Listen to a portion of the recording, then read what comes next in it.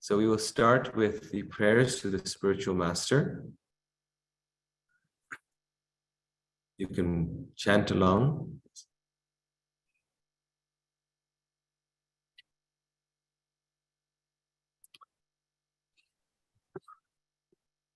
Om Jnanam Timirandhasya Jnananjana Shalakaya Chakshurunmilitam Yena Tasmai Shri Gurave Namaha Shri Chaitanya Manobhishtam Stapitam Yena Bhutale Swayam Rupa Kadammayam Dadati Swapadantikam Vandeham Shri Guru Shri Yuta Padakamalam Shri Gurun Vaishnavangsha Shri Rupam Sagrajatam Sahagana Raghunathan Vitam Tam Sajivam Sadvaitam Savadhutam Varijana Sahitam Krishna Chaitanya Devam Shri Radha Krishna Padan Sahagana Lalita Shri Vishakhanditangsha He Krishna Karuna Sindho Dinabandho Jagatpate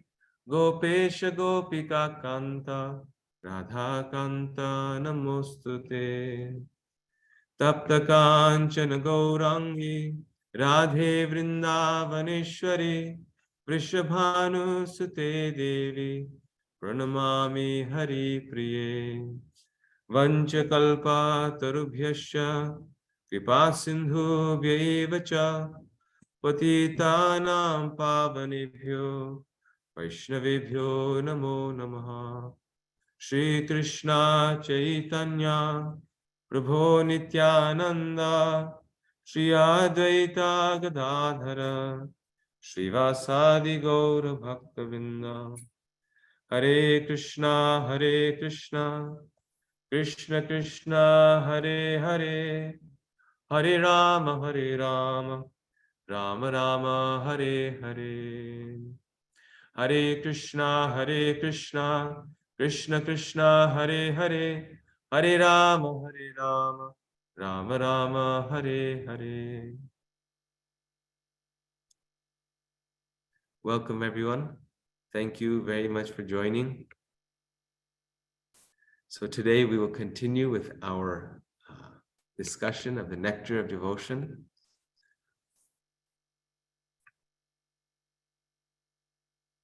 Just open the slides here.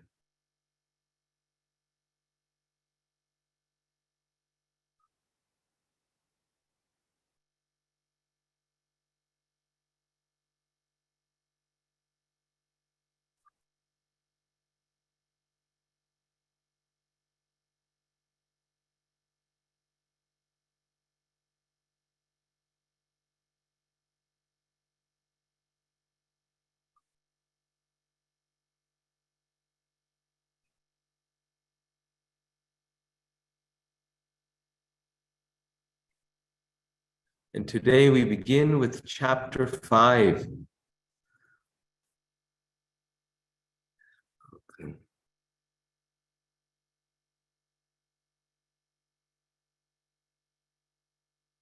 Okay, so just to remind us very quickly, who can say what was chapter 4 about? What was the main theme of chapter 4? If one has a desire, it is very difficult to do a pure devotional service, whether it is a material desire or a desire for liberation. Yes. So not if one has a desire, we will always have desire, and desire is always there, even in the spirit soul. But if we have a desire for sense gratification and liberation, which are called what in Sanskrit? Bhukti and Mukti. Yes, Bhukti and Mukti. So the desires for Bhukti and Mukti stop our spiritual advancement. They are impurities or distractions to pure devotional service. But only desire should be the desire to please Lord Krishna. That is the desire of the pure devotee. So now we move to chapter 5, which is Bhakti Rasamrita Sindhu 1 to 60 to 71. And in this chapter, it's in some ways a continuation of the previous chapter. The previous chapter described the purity of the pure devotee, that the pure devotee is free from these desires of bhukti and mukti. And this chapter describes the purity of devotional service. So first of all, the links to chapter 3 and 4. Chapter 3 and 4 explain and illustrate the eligibility for practicing pure devotional service. Chapter 3 was what? It was that simply one should have an attraction to devotional service. That is the requirement, or for one attraction for pure devotional service. That is the requirement to do pure devotional service.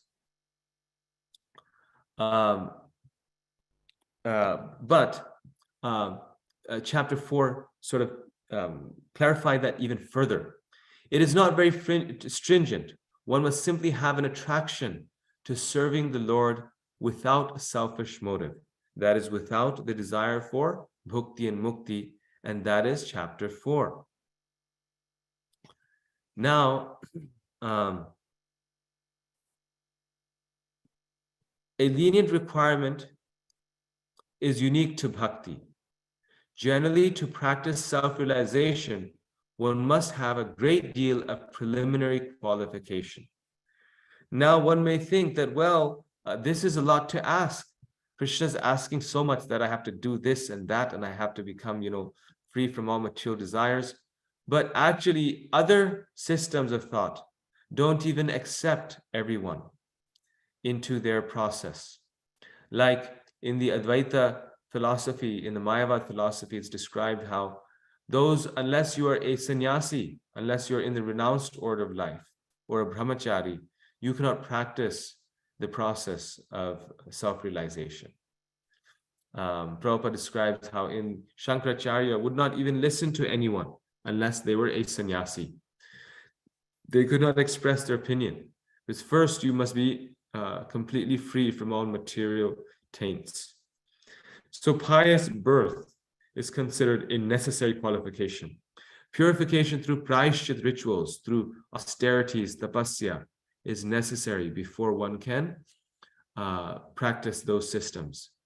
And executing varna ashram dharma, if one wants to be a Vedic Brahmana, also one has to do all of these things. One has to have a pious birth, one has to do praishchit, and one has to execute varna ashram dharma very purely and very perfectly.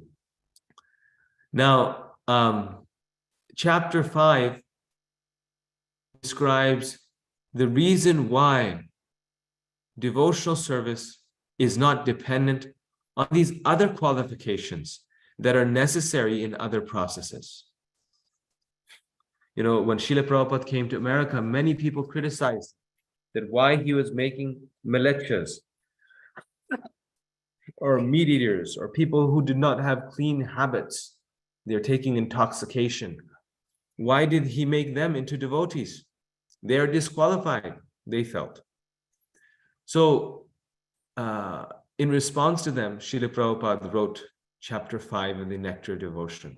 Chapter 5 establishes the purity of devotional service, meaning purity is used, that word is used in a very important sense. When something is pure, it is independent of other things. So in that way, devotional service stands on its own feet. It is self-sufficient. He describes the purity of devotional service in the sense that devotional service does not require any other requirement of birth or varnashram duties. One simply has to perform the process of pure devotional service. On this point, it's very nice to note that that in the previous chapter, Rupa Goswami talks about the requirements of performing pure devotional service, which is freedom from the desire of bhukti and mukti. And in this chapter, it's almost like the reason why we have to be free from those desires, because bhakti is independent of any form of material requisites, of any form of materialism. Therefore, bhakti is the highest. Bhagavatam begins with this point, dharma projita kaitava, that because the Bhagavatam teaches pure devotional service, it throws out all materially motivated religions. So devotional service is not dependent on these things. And this is a very important point because you might think, oh, I already know this. But many times in our movement, in our practice, although we think that we know this, we still tend to apply material conditions on the practice of bhakti. We still tend to see the process of devotional service and those practicing it through a material vision. And just as a very quick example, when I was one time at the Delhi temple, there's a very poor young man who had joined the temple. He came from a very poor family. And at one point, because he was not trained in a very cultural way, he was not very cultured. At one point, he was misbehaving with the devotees. So one of the devotees went to my Guru Maharaj and said, "Oh, that devotee is misbehaving, and he's doing this and that." And Maharaj, he comes from a very poor family. And the moment my Guru Maharaj heard that, he was so angry.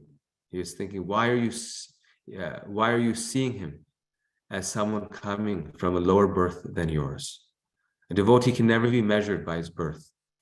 He can never be seen by his birth. So that devotee was thinking good birth is a prerequisite for being a nice devotee. But here this chapter is establishing, Rupa Goswami is establishing, that all the scriptures are establishing that birth is not a qualification for devotional service. So the summary of this chapter is that pure devotional service is self-sufficient and independent. Generally, to practice self-realization, one must have a great deal of preliminary qualification, such as pious birth, purification through Vedic rituals, and following Varnashram Dharma. Bhakti is not dependent upon any of the above three prerequisites. What are these three? Birth, purification through Vedic rituals, and Varnashram Dharma. Bhakti is not dependent upon any of the above three prerequisites. Devotional service is the constitutional position of the living entity.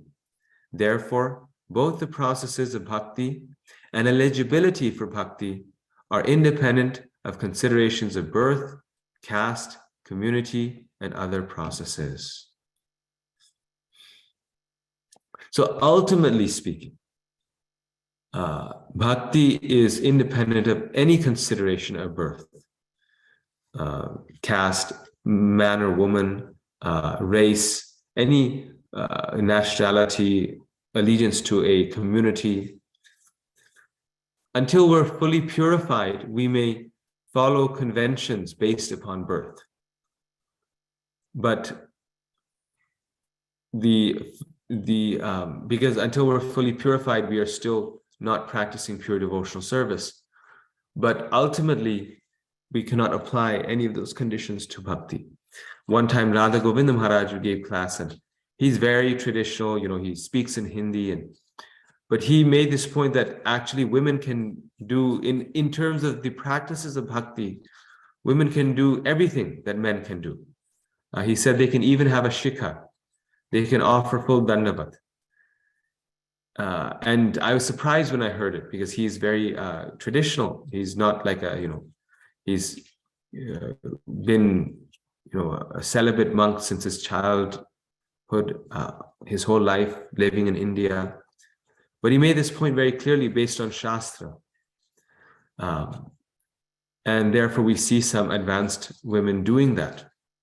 Now, normally women will keep long hair and they won't do full dandavats, but actually there's, in terms of varna and ashram, there are limitations for each gender. Men can do certain things, women can do certain things.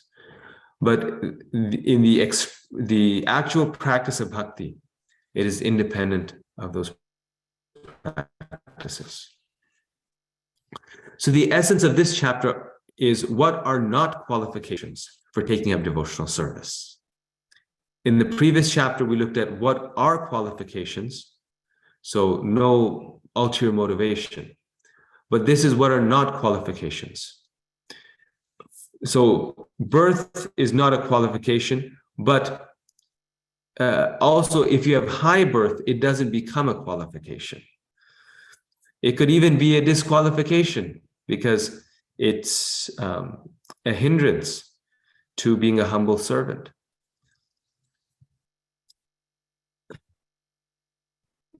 Srimad Bhagavatam 126 is quoted by Rupa Goswami. Devotional service has no material cause, and therefore it cannot be checked by any material circumstances. It is open for all, without any distinction, and it is the constitutional occupation of the living entities.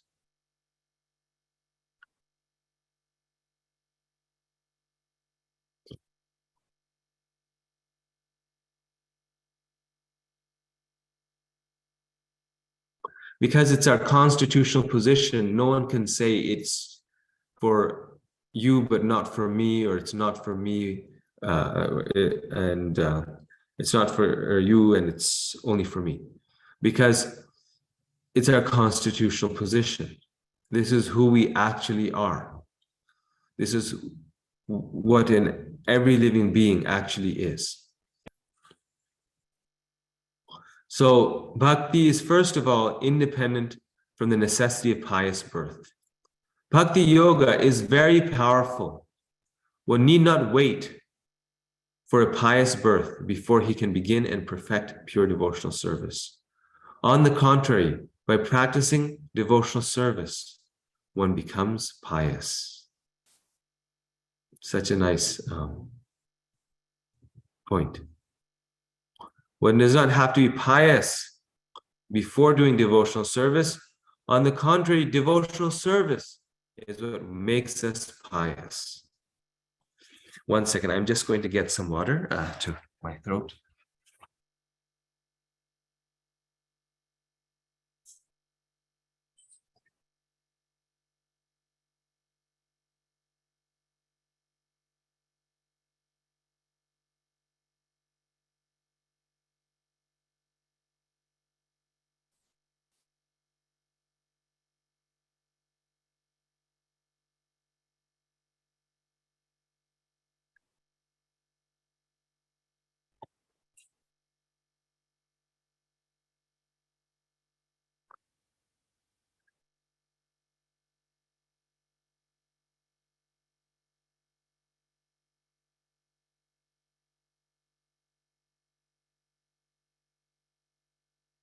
So the person who said that Matajis can have a shikha is Radha Govinda Maharaj.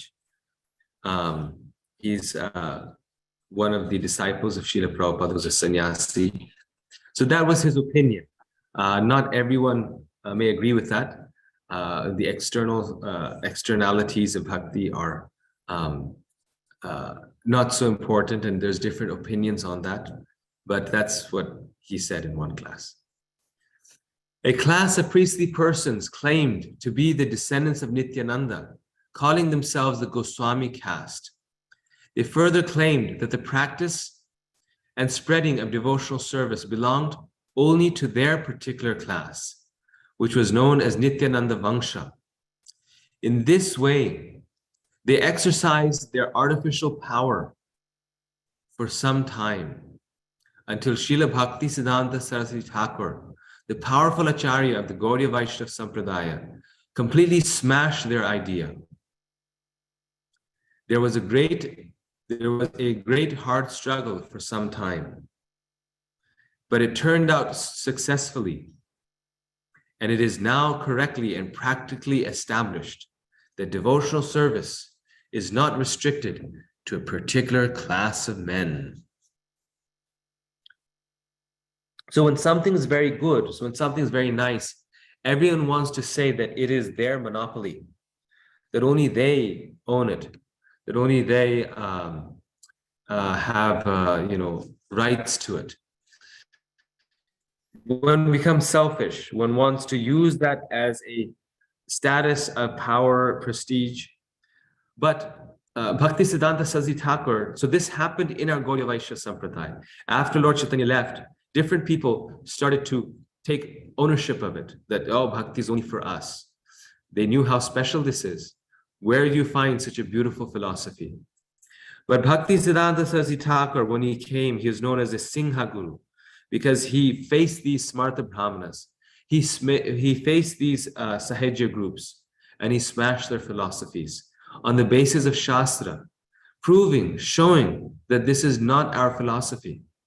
Our philosophy says that devotional service is open for everyone. Humans, man, woman, animals, demigods, anyone can perform devotional service to Krishna. Srila Prabhupada's mission was based on this principle. This was the heart of Srila Prabhupada's mission, to break open the storehouse of love of God and give it to everyone. So this is a wonderful quote by Srila Prabhupada describing the mood of his Guru Maharaj. Anyone can now become a Gaudiya Vaishnava from any part of the world or any part of the universe. Anyone who is a pure Vaishnava is situated transcendentally. And therefore, the highest qualification in the material world, namely to be in the mode of goodness, has already been achieved by such a person. Our Krishna consciousness movement in the Western world is based on the above-mentioned proposition of Srila Bhakti Siddhanta Saraswati Goswami Prabhupada, our spiritual master.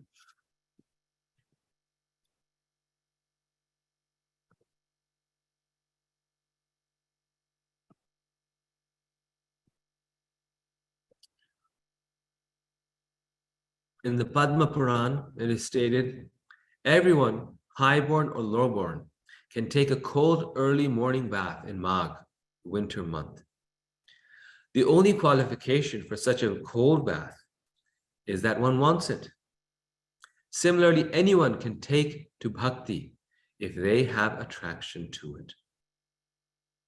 Actually, one thing I've noticed is that if you take a cold bath in the morning, then you feel less sleepy. The body is actually more energetic than if we take a hot bath. So if one wants to take a cold bath, that is up to us. No one is going to stop us. There's this one place in Russia, Yatuki, something like that. And it's the coldest inhabited place on earth. The temperature there is like sometimes they said minus 80 Fahrenheit. And you think, oh, well, just like, what do people do there? And there's one clip, it's on YouTube, you can see it yourself, the coldest place. This clip is there where this man, these men, they're bathing in the ice cold lake in that weather. It's minus, they show in the temperature, it's minus, at that time, it goes up to minus 80, but it's like minus 50 degrees Fahrenheit. It's minus 50 degrees Fahrenheit outside, and they're bathing in the ice water lake.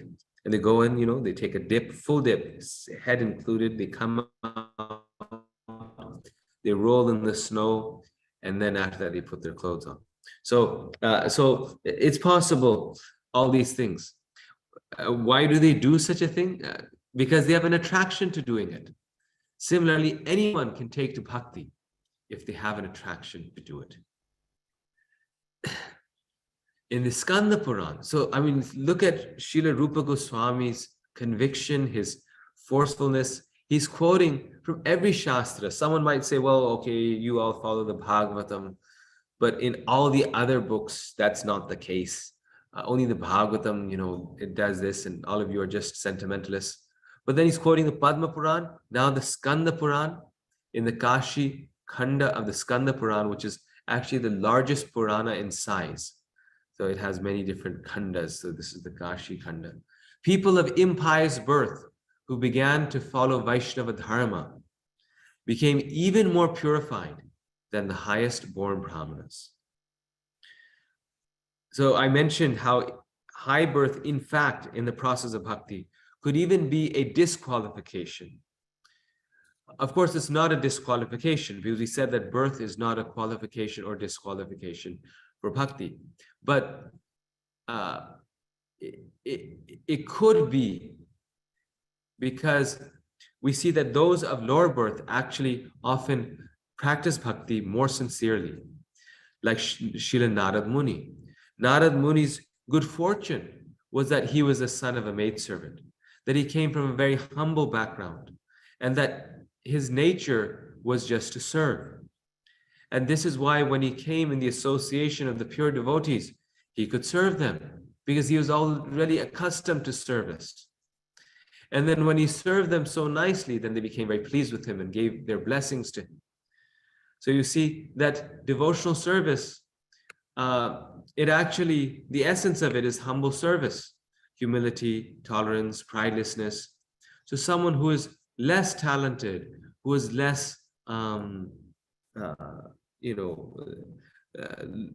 less intellectual, can actually go further in devotional life.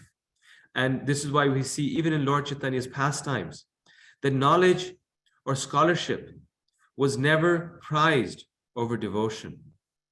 In fact, knowledge and scholarship was often a disqualification. Those who were simply into knowledge and scholarship could not attain Lord Chaitanya's intimate association, or they had to be converted before doing so, like Prakashananda Saraswati, Sarvabhauma Bhattacharya. They got the Lord's mercy and therefore they came to Krishna consciousness. But as big scholars, they could not really appreciate Lord Chaitanya's mood and movement. At the same time, Prabhupada says that in the Vaishnava tradition, we have the greatest scholars like Jiva Goswami, like none other in any other tradition. So scholarship can be there as a service to the Lord because we have the highest philosophy, but that scholarship is not a qualification for devotional service.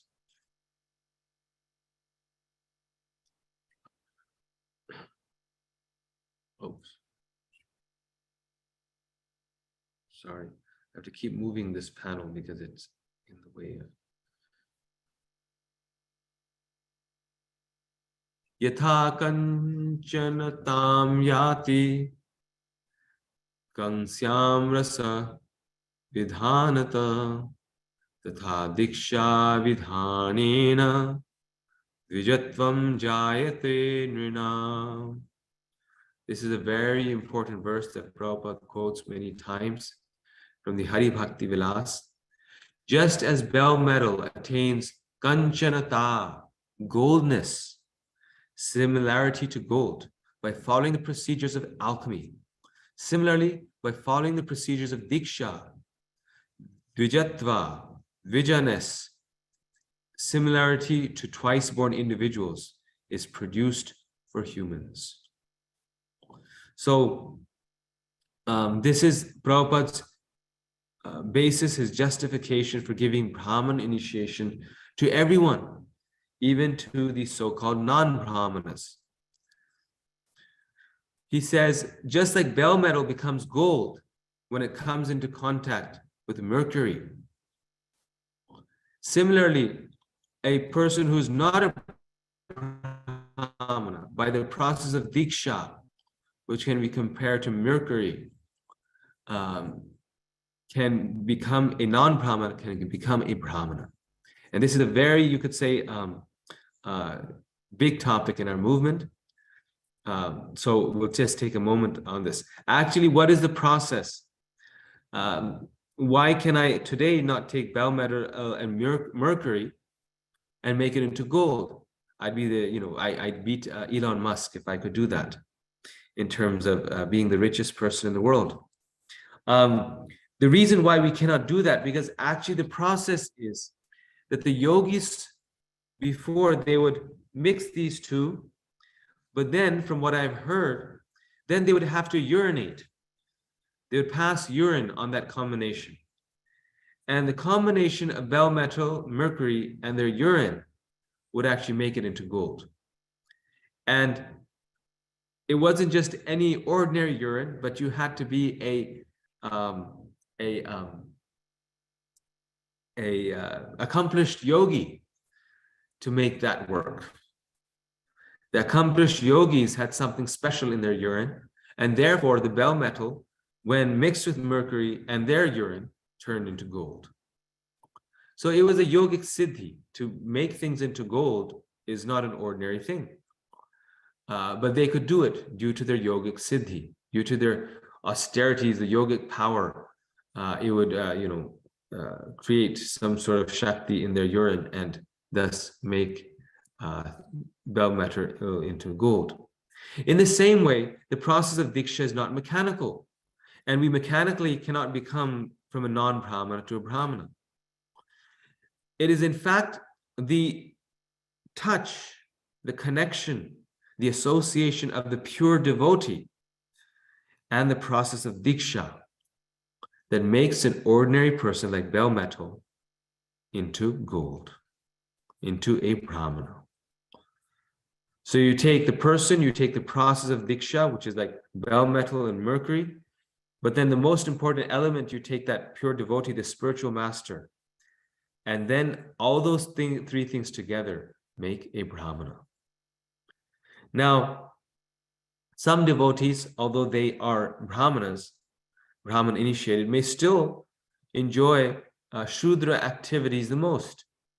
Like their nature is still not reading books or doing priestly things, but rather they like to do carpentry work and build, houses and temples. So how is it that they are brahmanas? Because Krishna describes that a brahmana in the Bhagavad Gita, he says a brahmana engages in certain activities and not in other activities, and those activities are performance of sacrifice, teaching, learning of scripture. And the Shudras, they engage in this type of laborious carpentry work. So even though that devotee is performing the functions of a Shudra, how can that devotee be considered a Brahmana? Would anyone like to try to answer this question? Does anyone have any thoughts?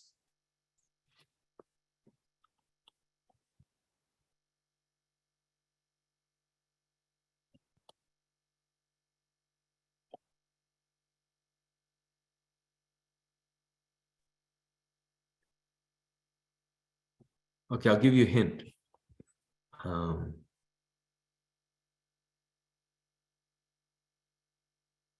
The answer is in this passage.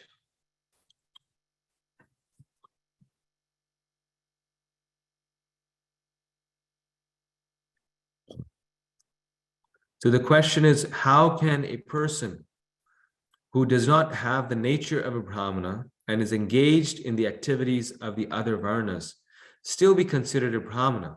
Because everyone in ISKCON receives Brahminical initiation, although not everyone may have still the inclination of a Brahmana. So why do we still call them Brahmanas? That's the question.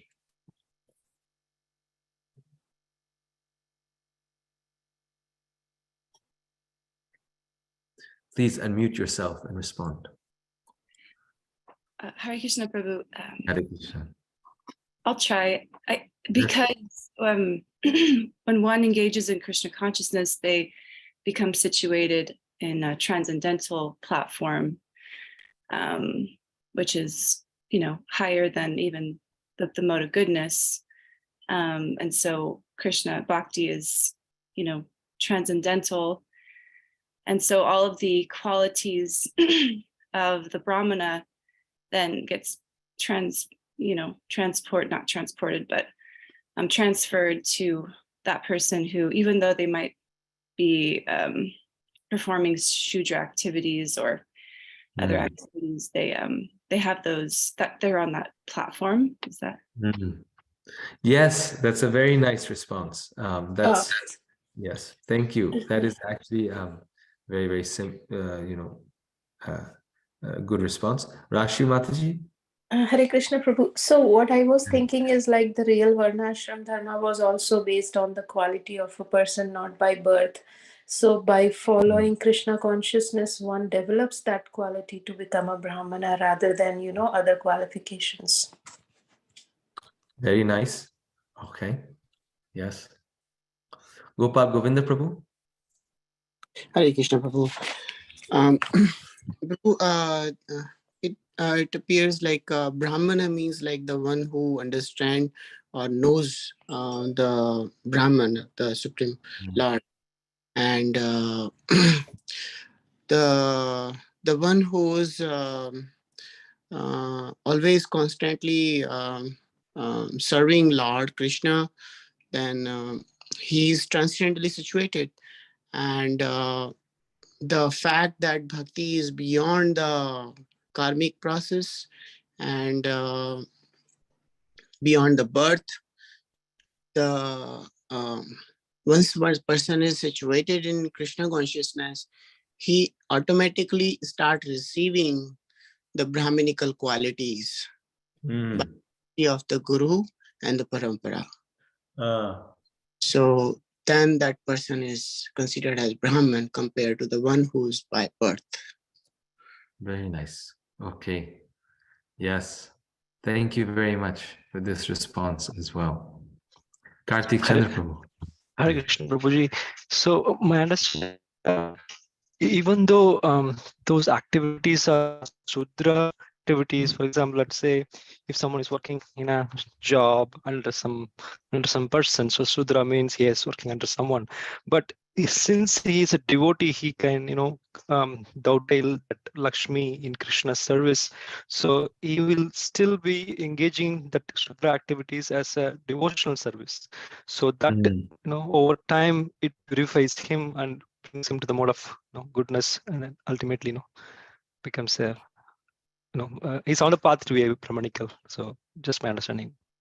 Very nice. Also, nice point, Prabhu. So, for some devotees, their occupation may change slightly as a result of practicing Krishna consciousness and being a devotee. For others, it may not. Like Arjun, for example, he was a Kshatriya until the end of his life. Yet, certainly we would say that he is also a Brahmana. So, like many of you said, all of you said actually, this was one point that all of you touched upon, that these varnas of Brahmana, Kshatriya, Vaishya, and Shudra are described in many different ways. They're classified in many different ways. And one of the ways very clearly, distinctly, and repeatedly they're described in is in terms of the modes of material nature.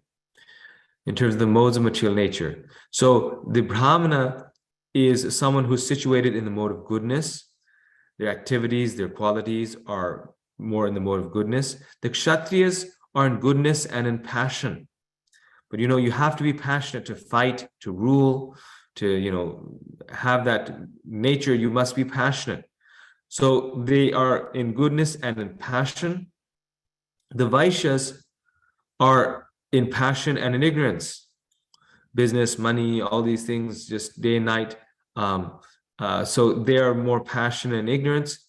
And the Shudras are primarily oftentimes situated in ignorance, just hard labor for the purpose of maintaining the body. So their quality or their guna is described in the mode of ignorance. So a devotee of the Lord, because they're situated on the transcendental platform, like Anadi Radha Mataji had said, they are above these varnas. They're not also even a Brahmana. They're above them. However, because they're situated, another name for transcendence is pure goodness or Shuddha Sattva. Because transcendence is closest to goodness. Because they're situated in pure goodness, the quality of a Brahmana, that is, of being in the mode of goodness, becomes manifest in them. They're Brahmanas in the sense that they're established in pure goodness, even above goodness. And therefore, Prabhupada, in many quotes, he says, Vaishnava is even more than Brahmana, he says. Vaishnava includes Brahmana plus more. Because why? It includes the mode of goodness, especially a pure Vaishnava. It includes the mode of goodness and in that way. Now, Gopal Govinda Prabhu made a nice point that Brahmana means one who knows Brahman. So now this is another way in which a devotee, even though they may be a plumber, may be a Brahmana. In one sense, they're not a Brahmana because their occupation is not a Brahmana. But in another sense, they are. Why? Because they know Brahman, and therefore they are a Brahmana. They're still a Brahmana because they're situated in the mode of goodness, even though they're doing the work of a plumber, because they are situated in Shuddha Sattva. They're, like Kartik Chandrapur was saying at the end, they're offering that work to Krishna. That work is devotional service to Krishna. Therefore, though plumbing is not mode of goodness work by itself, generally speaking, it is in the life of a devotee pure goodness because it's being done for Krishna. So, yes, literally speaking, a devotee's nature may not change because they have a certain mode of work that they are part of. However, whether it changes or it doesn't, if they're doing it for Krishna, it is Brahmanical work because it is for Brahman. It is firmly situated in pure goodness. Now, also, and this is an important point here, that even as we advance, the nature may change slightly, gradually. Because why? Because in the Gita, Prabhupada says very clearly that those who are pure devotees, like people like Narad Muni, right? Krishna's associates, they are fully in their transcendental body, right? So they don't have a material nature because they're not living in the material body. They're purely realized spirit souls. So once a person becomes a pure devotee, then they are in their spiritual body, they're aware of it, and therefore their material nature, so and so, does not control them, and they can do anything of any nature perfectly. Just like we see in the life of Srila Prabhupada. No one can say, was he a Brahmana, Kshatriya, Vaishya, Shudra? Every single quality of every single Varna was perfectly present in him. He was doing it perfectly. So Brahmana is a very nice student and teacher, but a Brahmana is not a very expert leader. But Prabhupada was an expert leader and a perfect teacher. A Brahmana is not a good businessman, but Prabhupada was an excellent businessman, so good at business, the businessman would be shocked. And Prabhupada was very good at, with his hands to do Shudra things. He could do them also very perfectly. So on the transcendental platform, we don't have a material nature. Now, here's the interesting thing, that as we becoming a pure devotee is not an overnight process, right? It's not like one day a switch turns on and we become a pure devotee. So as we advance in spiritual life, we start to live more and more in our spiritual body and less in our material body, right? The grip of the material body loosens, and the soul is more in tune with their spiritual body, or you could say their spiritual activities. We don't know our spiritual body right now, but we relate with ourselves spiritually, and we relate with others more spiritually. So as we advance spiritually, more and more our material nature does not control us as much. And that's why we see that advanced devotees, even if they're not completely pure devotees, they can do many different things of different natures. Even if it's not their own nature, they still can do it. Maybe not as easily, but they can do it because of their full focus on the spiritual, on Krishna consciousness. Right? So even the nature, even that literal physical nature, can change or become more Brahminical in nature because the grip of material nature has loosened on the soul of the devotee. So that's why even all devotees, they become very eager to read Bhagavatam and Bhagavad Gita, largely Brahminical activities, worship the deities. If they're Shudras or Shudra nature, why do they have that? Because their Shudraness becomes less and less important. Or it's a part of them, but then they have the main part, which is their spiritual activities. So this is the bell metal and Mercury, by the touch of the great soul, turns that person into Brahmana.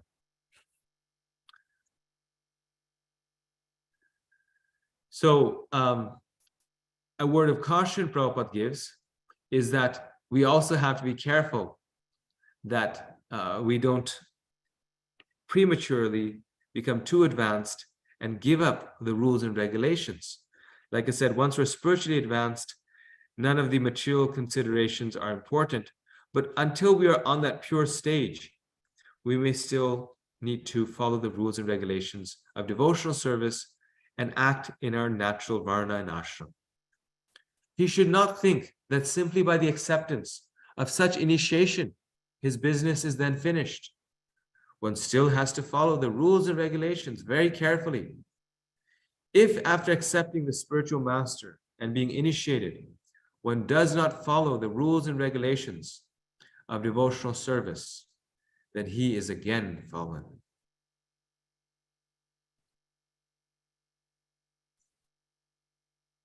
So we think, I become a devotee because I'm initiated now and now I'm a pure devotee. But if we don't follow the rules and regulations, Prabhupada is saying he again becomes fallen into the ditch again. So we said, first of all, that bhakti is independent of birth. Now, secondly, bhakti is independent from praishit, or the rules of ritual purification. Praishitam is called the process of atonement. And as you know, in the Bhagavatam, Canto 6 or Canto 7, Parikshit Maharaj very clearly asks and rejects this process of atonement. He asks about it because he rejects the process of atonement. He says, atonement doesn't do anything. When plagued by sinful reactions, cannot steadfastly take to the path of self-realization. One is therefore required to execute certain rituals called praishit to eradicate one's karma. So Parikshit Maharaj says it does something. Praishita purifies us. It situates us in the right state of mind to practice devotional life. But praishit by itself doesn't remove the desire for the sinful activity. And therefore, after atoning for one's sins, one goes back and does the same sin again. Like Prabhupada often gave the example of the Christians. They are famous for atonement. They go to atone their sins on Sunday. But then on Monday, they perform those same sinful activities once again, Prabhupada says. It starts all over again. So what is the use of such praishit? Similarly, we do austerities and penances. The yogis did, but yet they were not free of lust, did not remove the desire from within their heart. So Parikshit Maharaj compares it to the bathing of an elephant who goes into the water to cleanse his body, but then comes right out and is filled with dust again. Devotional service, however, is not dependent on such rituals. Bhakti is itself the most powerful means to eradicate sinful reactions. There's no need for any other method of purification. So here you see devotees dancing in kirtan. It's described how when the devotees dance with their hands, they remove all the sinful activities. They push them far away that come from the top. And with their feet, they push all sinful activities away from the bottom. So, and when they clap, it changes the lines on their hands. So there's no need for any other method of purification. Therefore, one need not be pure before taking up devotional service. One becomes purified by taking up devotional service. Very nice. Therefore, one need not be pure before taking up devotional service. One becomes purified by taking up devotional service. This is why when a person is doing devotional service, one is already doing the most powerful purificatory process.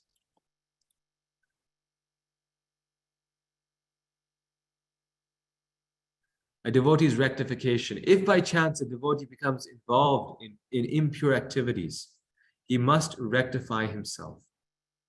The process of rectification is that he must again strictly take up his devotional principles. There is no need for any other means of purification. This exemplifies the self-sufficiency of devotional service. It does not depend on any other process, such as dhyana or karma.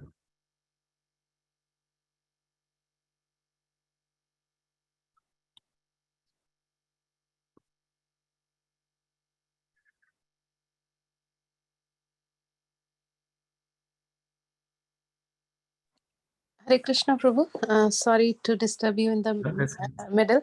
Prabhu, there's a verse in Bhagavad Gita 7.28, I think. It talks about that one cannot take a devotional service unless he is purified or he is rectified by all the sins. I don't remember the verse, but I think that's the purport of it. So how do we understand with this? Because here we are reading that for devotional service, there is no prerequisite and we don't have to be pious, or does that verse talk about pure devotional service? Or I mean, I'm a little Very confused nice there. question.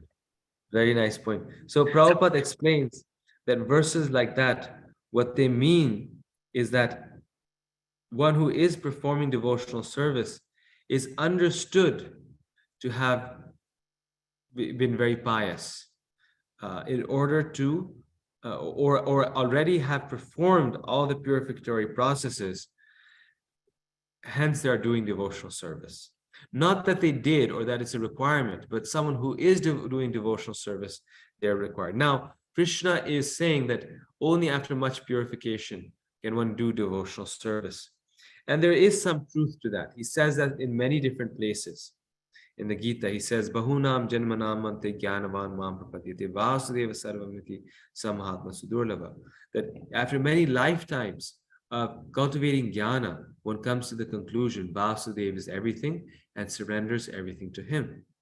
So, yes, it is true. In fact, it is a fact that because devotional service is so rare, it requires humility, it requires some devotion to God.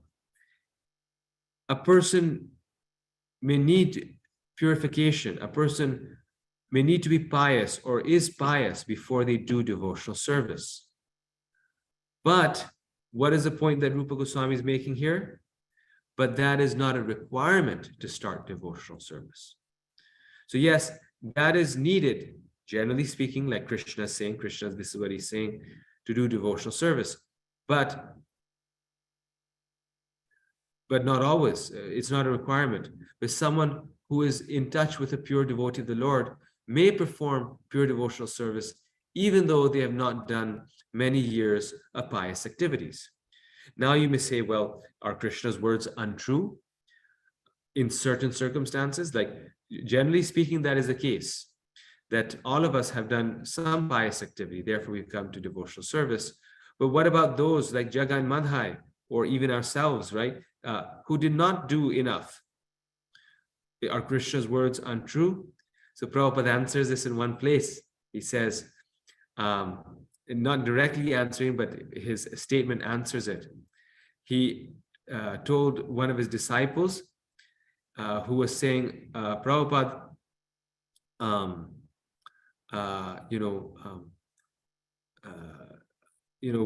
we are the most fallen. He was saying, I'm the most fallen, Prabhupada, I'm the most fallen. Prabhupada said, you are not the most anything. He said, the reason why you're doing devotional service right now, he said, is because I have made your good fortune. So the pure devotee, still one has to be pious to do devotional service. but the devotee makes that piety for us. He makes our good fortune. So we have to be pious to do devotional service, and that piety is that association of devotion of the devotee. So there's a very nice verse in the song of Narottam Das Thakur. Gangara parasha hoile pashyate pavan, tumare darshan hoy pavitra something. So he says that only after taking many baths in the Ganges can one become purified. And that is the process of purification, as you mentioned. Only after repeated baths can one become purified and then gradually come to devotional service. But then he says he's saying that, but just by seeing the pure devotee, one becomes pious. Therefore, the devotee is greater than the Ganges.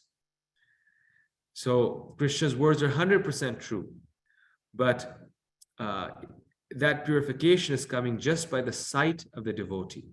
That one moment's association gives us that mercy, and then we can practice devotional service. So Prabhupada said, I have made your good fortune. And that one moment's association. So therefore we say that bhakti either comes by purification, but even that never by itself, but really bhakti comes by the association of a devotee. And therefore we see that both things are true. Purificatory processes are not necessary. At the same time, being purified to some degree is necessary, and that is the devotee's association. Thank you, Prabhu. It helps. Thank you so much. Thank you. Srimad Bhagavatam 11:21-2 says the only qualification for devotional service is to engage in devotional service as outlined by the acharyas. So I think your question is also being answered here. So as outlined by the acharyas, right, the process of purification or the qualification to do devotional service is the acharyas and their association, their mercy. In order to become qualified for bhakti, one takes to bhakti. It is self-sufficient. So what about Varnashram Dharma? Then Rupa Goswami gets really deep into this. Because it's a big thing. For us, we think, oh, but in India, especially that time, it's a big thing. How can you, break the codes of Dharma, Varnashram Dharma? Prior to embarking on any path of self-realization, one should properly execute his prescribed duties of Varnashrama, Dharma. Then he can successfully take to the path of self-realization. This is the general rule, but it does not apply in the case of pure devotional service. Pure devotional service immediately takes one to the platform of surrendering to the Lord as his eternal servant. So the need for gradual elevation to that level by Varnashram Dharma becomes obsolete. The Shastric confirmation of this: devotional service independently accomplishes the purification achieved through Varnashram Dharma. Therefore, even if one does not execute his specific occupational duty, but immediately takes direct shelter of the lotus feet of Hari Krishna, there will be no fault on his part, and in all circumstances, his position is secure.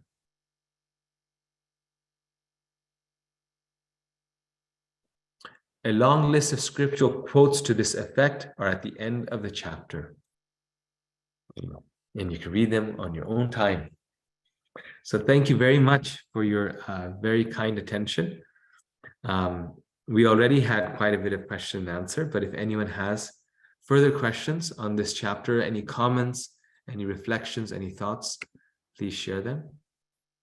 Hare Krishna, Prabhu. Thank you so much, Prabhuji. Hare Krishna. Very nice class. I have one question, Prabhu. So in the just the previous point we discussed, it says that for anything shortcoming for bhakti, then the bhakti itself will suffice, right?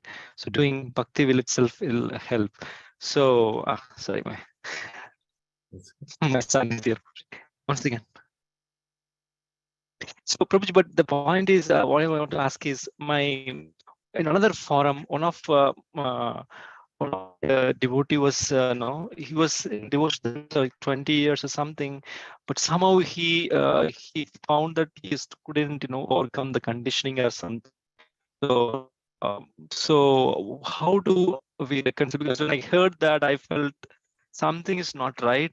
Maybe the application of bhakti, it's not right, or maybe they didn't get the proper help. Um, so what I felt internally that might not, something is not right. So exactly, as this whole slide answered the question. So can you also enlighten like what are the things we can improve, Prabhuji, or what is missing? So you mentioned in the other forum, they were saying that they could not overcome their sinful activities or their nature, because they're two different things. Yeah, I believe there's sinful activities, maybe, Prabhu, my understanding. Yes. Right. So until we are very purified, we're not expected to overcome our nature. We, in fact, should serve Krishna through our nature. We can serve Krishna through our nature. There's no problem there. And as a result of serving Krishna through our nature, but the key point is that we're serving Krishna for Krishna according to the direction of the devotee, then that will help us overcome our sinful qualities, our sinful nature. So the fact that we are not able to overcome our nature is not a sign of less advancement, because we're born with our nature. Bhima was naturally Bhima and Arjuna was Arjuna. They had their different natures. But both of them had unalloyed devotion for Krishna. The key thing is that through their nature, they're serving Krishna, and thus they became free of sinful activities. So it's important to purify our heart by becoming free from sinful activities by the process of devotional service. Okay, Prabhuji. So sure. So that means they have to still continue, right? I mean, there's no thing as giving up. So that's what my understanding is, right? So they Yes. have to keep persevering, and yeah, maybe because everyone's conditioning is different, the amount is different, and is Well, that the see, right that way was to the think? main idea of this slide that I had read, that one does not need to. Srimad Bhagavatam 11:21-2 says the only qualification for devotional service is to engage in devotional service. Therefore, one need not be pure before taking up devotional service. One becomes purified by taking up devotional service. So, in fact, it's almost expected. Why would we start the process of devotional service if we were already pure? It's expected that we have impurities and we are addicted to certain sinful activities. But the very medicine is devotional service. Bhaktisiddhanta Saraswati Thakur made this very clear in his mutt when there were problem devotees. Then devotees wanted to throw them out. But Bhaktisiddhanta Saraswati Thakur would say that this is a hospital.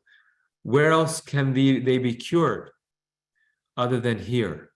So yes, they're creating a problem, but if they're ever going to be cured, the only place is Krishna's temple, devotional service. So he would still let them stay as long as they were not, making it difficult for the spiritual activities to go on. Even if they had bad habits, they would still get purified.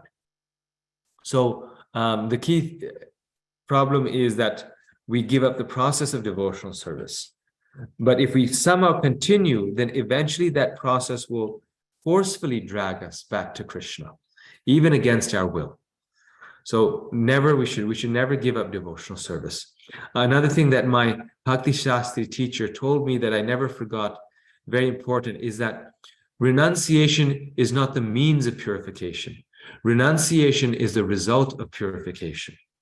So we become renounced, particularly renounced from material activities and sinful activities, by the process of devotional service. And then it's like the chicken and the egg. Well, what came first? Because I did devotional service, but in devotional service, we have to follow the four regulated principles. No, Prabhupada said that you just chant Hare Krishna, and all these material desires will go away. So when people chant, the desires start to go away. Then you have to make some effort yourself and stop certain things. And then your chanting improves. And then the more your chanting improves, and more the desire goes away. So this is the process of gradual purification. But it starts with devotional service and then effort in giving up sinful activities, which improve our devotional service, and so on and so forth. So both of them go simultaneously to some degree.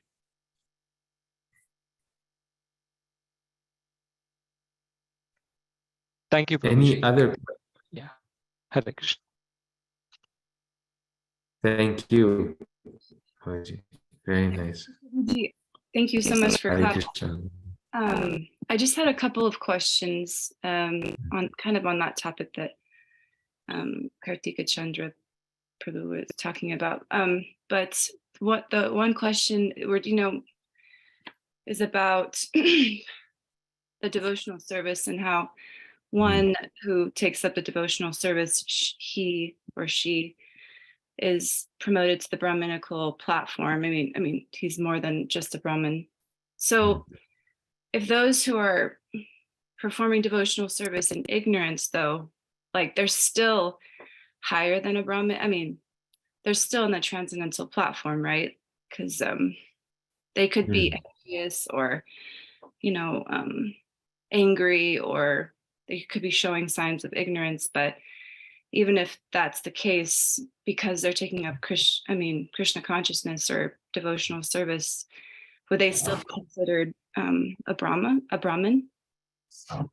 Okay, so a very nice point. Prahlad Maharaj has this very nice verse in his prayers to Lord Nrsimhadev, where he says that I consider, he says, even a Chandala, a dog eater, to be better, a dog eater who is your devotee, to be better than someone who is averse to be, sorry. He says, I consider even a Chandala, a dog eater who is a devotee, to be better than a Brahmana who is averse to your lotus feet. Right? So, because the process of bhakti is the process of grace, then yes, like you're saying, a devotee of the Lord, even if they have material shortcomings and they're not on the level of goodness, is still more dear to Krishna than someone who is established in goodness. However, that doesn't mean that that the Brahmana who's established in goodness is not dear to Krishna, because the Brahmana, if he's in the mode of goodness, will have some form of religiosity. So they're also very dear to Krishna. But Prahlad Maharaj's point is that a devotee of the Lord is beyond these different things. Now, if that devotee is performing devotional service in the mode of ignorance, then that devotee is not doing pure devotional service, right? They're still in the mode of ignorance because they're doing devotional service in the mode of ignorance. And so the result of their practice and their relationship with Krishna is still less. And it's still not there, because they are pleasing Krishna, but they're not really trying hard to please him. Because if we're trying hard to please him, we will put ourselves on the platform of goodness. We will lead our life according to Krishna's instructions, according to God's desires. So on one hand, yes, because they're devotees, because they're approaching Krishna out of love, Krishna considers them more dear than someone who is, not a devotee, maybe just a jnani. But on the flip side, just because they're a devotee doesn't mean that they're a pure devotee. They still may have a lot of purification. And finally, also the third point is that Krishna says, Chaturvida bhajante mam, that there's 4 types of people who worship me and they're dear to me. So even if someone is a jnani, they're still dear to the Lord because they're seeking out the Lord. So people are on many different levels. and they need to apply themselves. But yes, the most important quality is to be a devotee. Like Haridas Thakur, he told Gopal Chakravarti that even by namabhas, which is, you could say, chanting with offenses while trying to avoid those offenses, he says, even namabhas gives a person liberation. And Gopal Chakravarti becomes very angry when he hears this. He tells Haridas Thakur that if what you're saying is not true, then I will cut your nose off. He says, how can you say that even impure chanting can give you one liberation when people, yogis, try for so many lifetimes to attain the Lord and they to get liberation, and they don't get liberation. And Chaitanya Charitamrita describes that soon after that, Gopal Chakravarti got leprosy, and as a result of the leprosy, his nose fell off. So the point being that yes, the practices of devotional service are so powerful that they can give us liberation, even though we are not fully purified.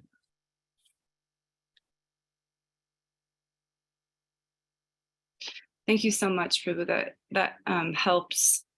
So as a devotee, if we see others, and even if ourselves, if we fall in the mode of ignorance, then at least we're devotees, right? So we're still, I mean, we've made some good progress in this life, you know. I do have a follow-up question with that, because we're in the very beginning, or at least I kind of came a little late, but in the beginning when it was like around 6:16, you had the slide that had mentioned some shastra that was proclaiming that a brahmana you need to become a brahmana in order to become a brahmana, you have to have certain qualities. I'm forgetting which verse. In order to become self-realized, one has to become a brahmana. That was yes. So if it's not about being brahmana, like why do those passages even exist? You know, I mean, it's like the essence is to be a devotee, and so why is there so much emphasis on that in certain texts? So those are for other processes. So those were quotations that one has to become a brahmana before one can do the process of jnana, the process of yoga. But the very point that Rupa Goswami is making, that in the process of devotion, devotional service, one does not have to do that. Now, why do they exist? Because it's very rare to have the desire to be a devotee. So if one wants to be a jnani, then this is the process. And because people are attracted to, the Vedas are giving us gradual processes by which we can become more and more self-realized, by which we can attain the Lord. Hence the whole process of varnashram. Varnashram is a way where the whole society, even if they don't want to be devotees, can make spiritual advancement through their work gradually. But then if someone comes to the point of unalloyed surrender, then those things don't apply, like you're saying. But the scriptures are not just written for those who have unalloyed surrender. The Bhagavatam is written for those people, but the rest of the Vedas are for those who are also want just religiosity for gradual spiritual development. And this is why Krishna tells Arjuna in the Gita that give up the flowery words of the Vedas, because they are there for religiosity, but you want to move beyond that. You want to surrender to me. And that's the main thing.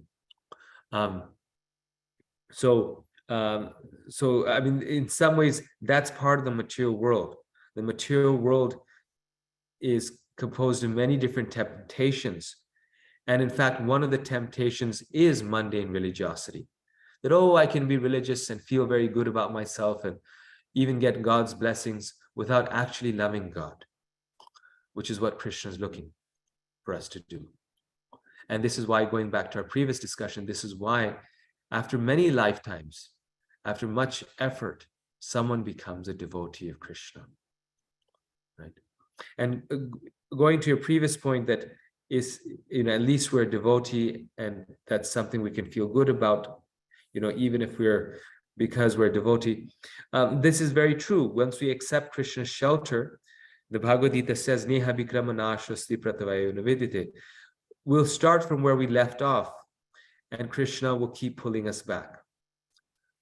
Also, at the same time, we were just reading Prabhupada's slide where Prabhupada is saying that just because we get initiation, we should not think that now I'm, fine. He says, if we perform sinful activities after initiation, again we become fallen. So we are under Krishna's shelter, but we can really slow down the process.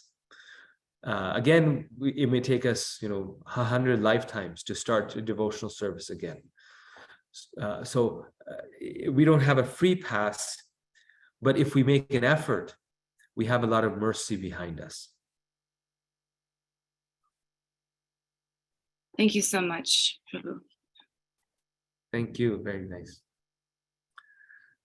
Asta, you have a question that you put in chat. Would you like to read it yourself, and then we can hear you? Yes, Prabhuji, sure. So my question is, how can we simultaneously understand Krishna's instruction in the Bhagavad Gita regarding telling Arjuna to do his Swadharma and dedicate that to him and do his Sanatana Dharma, and this regarding how Varnashram isn't required? So someone may think of it as like, oh yeah, like I don't have to do my Varnashram Dharma, I can just, do devotional service and it's all good. So in this day and age, how can we, like myself as a student, and even like just generally, how can we understand and like connect these two? Very nice question. Very nice question. So again, I'm forgetting the verse number. Somehow I'm losing my memory a little bit. But there's a verse in the Gita, I think chapter 3 or chapter 5, I can't remember. But Prabhupada says that unless one is fully purified, one cannot give up one's svadharma. Because by giving up that artificially, one falls down again. Or one may give up the path of dharma and not be then, when we give up the path of devotional service. So Krishna mentions this to Arjuna very clearly. He says, even if you try to not fight, Arjuna, you will end up fighting because you have this nature of the kshatriya.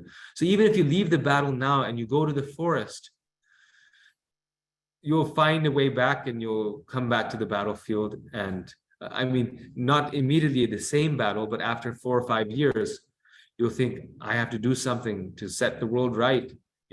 That's the nature of kshatriya, protection, power, leadership. And you'll be forced to act according to your nature. Why? Because you're not fully purified, Arjuna, and therefore you must serve me through your nature. But now, remember, I'm not sure if you took Gita or now this is your first book, but I cannot remember. But those who have, remember that in the Gita, there's many instructions on many different levels. So this is one level where Krishna is saying, Arjuna, if you're on this level, this is what's going to happen. Or he's speaking to Arjuna as a person on that level. But then a higher instruction that Krishna gives to Arjuna is on a higher level. He says, actually, don't fight just because it's your duty. You don't need to fight just because you are a kshatriya. But you fight. Why? You fight out of love for me. So I'm telling you to fight. It is my instruction. You know that it is my will. So now you fight simply as a service for me, out of love for me. So that is pure devotional service. And that's Krishna's ultimate instruction in the Gita, Bhakti Yoga, Sarvadharman Parityaja, surrendering to Krishna. So Varnashram is necessary. Rupa Goswami never says it's not necessary for those who are not pure devotees. But again, it's not a requirement for devotional service. Varnashram, performing one's svadharma, keeps one on the path of goodness so that one can practice devotional service and follow the rules and regulations of devotional service. But ultimately, we are doing devotional service simply to love Krishna. not because it's our duty. So here's an example to understand the relationship between goodness and Krishna consciousness.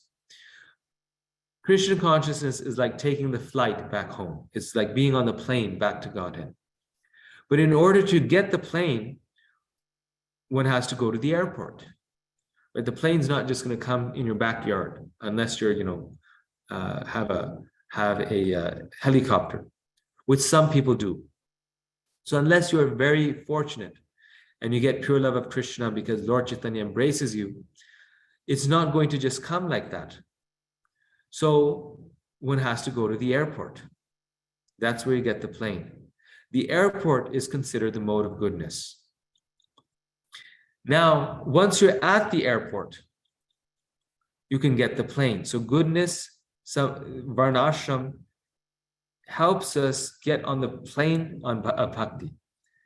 But on the other hand, if we're on the plane, if we're at the airport, and we forget to catch the plane, then we lost the goal. 1 second, just 1 second.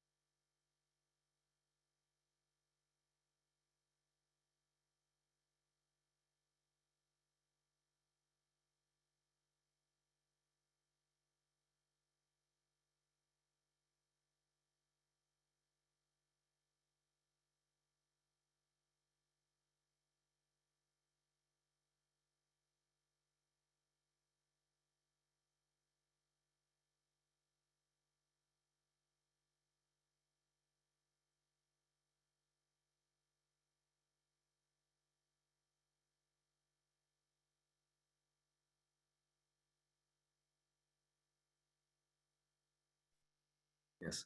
So you know how sometimes you go to the airport, it happened to me once, and you're looking for a gift for a friend, and you're there and you start looking at the gift shop, you start looking at the different things, and you get so engrossed in getting that gift, you miss your flight, right? You miss your flight. So, that's what the Brahmana is who's not a devotee. They've gone to the airport, they're at the airport, they're on the mode of goodness, but they miss the point. And a person who's driving to the airport, but isn't at the airport to take the flight, that person is like the Shudra that Prahlad Maharaj is saying, who's still a Chandala, who's still maybe not free from all sinful activities. They're not even at the airport, right? They're not at the platform of goodness. They're driving there. But once they're there, they'll take the flight because they have no interest in the airport. They have only interest in taking the flight. So that's a devotee who's interested in loving and serving Krishna. So that's how we understand the paradox that you're speaking of. Yes, we have to do our Swadharma because, if we give up, if we don't act according to Dharma, because until we are purified, we have to serve Krishna using our Dharma. Because that's the only thing we can do. That's what's natural to us. And if we give up our Dharma and we become very sinful, no rules and regulations, no culture, then the practice of devotional service will be harder. So that's why Krishna is telling Arjuna, do your duty. At least by doing your duty, you'll get purified. But then don't just do your duty, do it out of love for me. That's the highest principle.